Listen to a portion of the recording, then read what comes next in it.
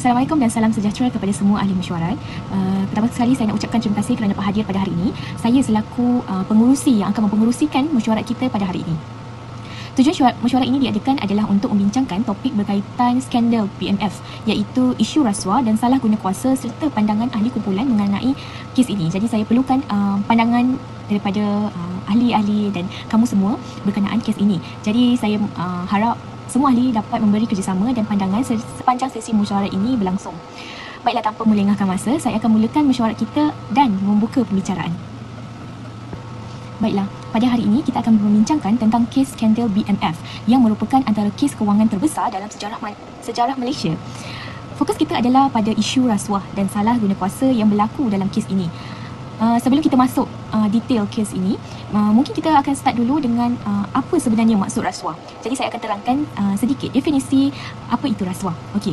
Jadi rasuah ini sebenarnya adalah penyalahgunaan kuasa untuk kepentingan peribadi. Biasanya melibatkan penipuan, penyelewengan ataupun suapan. Jadi rasuah ini bukanlah berarti duit semata-mata. Dia boleh datang daripada pelbagai cara. Di Malaysia sendiri ada beberapa jenis rasuah yang sering berlaku, antaranya penyalahgunaan kuasa, penyelewengan wang, rasuah dan juga rasuah dalam sektor kewangan sendiri. Semua ini berasaskan ataupun berpunca daripada kurangnya integriti dalam sesuatu organisasi ataupun sistem. Ini sahaja penerangan definisi rasuah daripada saya dan saya akan serahkan kepada pembentang yang seterusnya. Sekarang kita akan masuk ke latar belakang. Kalau kita tengok latar belakang kes ini, ianya berlaku sekitar pada tahun 1970-an hingga 1980-an. Kes ini telah melibatkan Bank Bumi Putra Malaysia Berhad, khususnya anak syarikat mereka di Hong Kong. Bank ini juga terlibat dengan Carrion Group, yang masa itu merupakan syarikat yang sangat besar.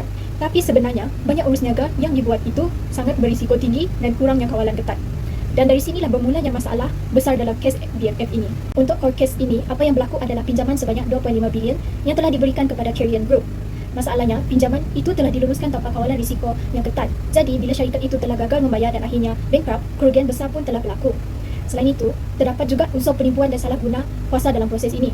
Lebih serius lagi, salah seorang pegawai bank iaitu Jalil Ibrahim yang telah dihantar ke Hong Kong untuk membuat siasatan. Namun, beliau telah dibunuh pada tahun 1983.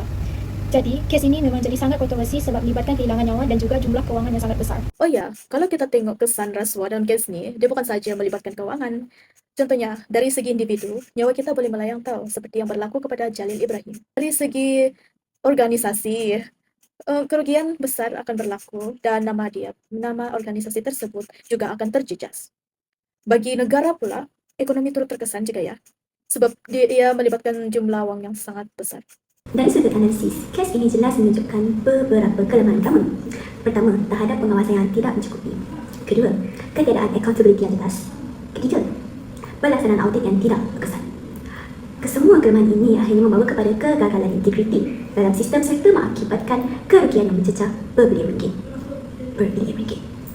Bagi mengelakkan kesan sebegini berulang, beberapa langkah pencegahan perlu diambil. Antaranya termasuk pelaksanaan audit yang lebih ketat, penguatkuasaan undang-undang yang lebih tegas, serta peningkatan ketulusan dalam menguruskan keuangan. Selain itu, perlindungan terhadap pemberi maklumat whistleblower juga perlu dikukuhkan bagi meningkatkan pelaporan salah laku. Yang terpenting, penerapan nilai integriti dan accountability adalah diperkasa dalam setiap organisasi. Setuju, sangat setuju. Jadi, secara keseluruhannya, kes skandal BMF ini menunjukkan betapa seriusnya kesan rasuah dan juga salah guna kuasa. Dia bukan saja memberi kesan kepada ekonomi, tetapi juga kepada kehidupan yang di luar sana. Coba bayangkan. So, sebagai generasi sekarang, betapa pentingnya untuk kita faham isu ini dan elakkan perkara yang sama berlaku di masa depan lah.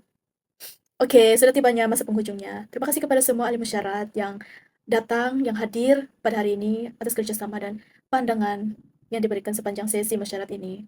Untuk makluman, masa yang diperuntukkan bagi mesyuarat kita telah tamat dan semua agenda utama telah dibincangkan. Diharap memberikan hasil perbincangan ini dapat memberi impak lah yang lebih jelas tentang kes skandal BMF serta pengajaran yang boleh diambilkannya. Dengan itu, mesyuarat kita pada hari ini ditangguhkan. Sekian, terima kasih.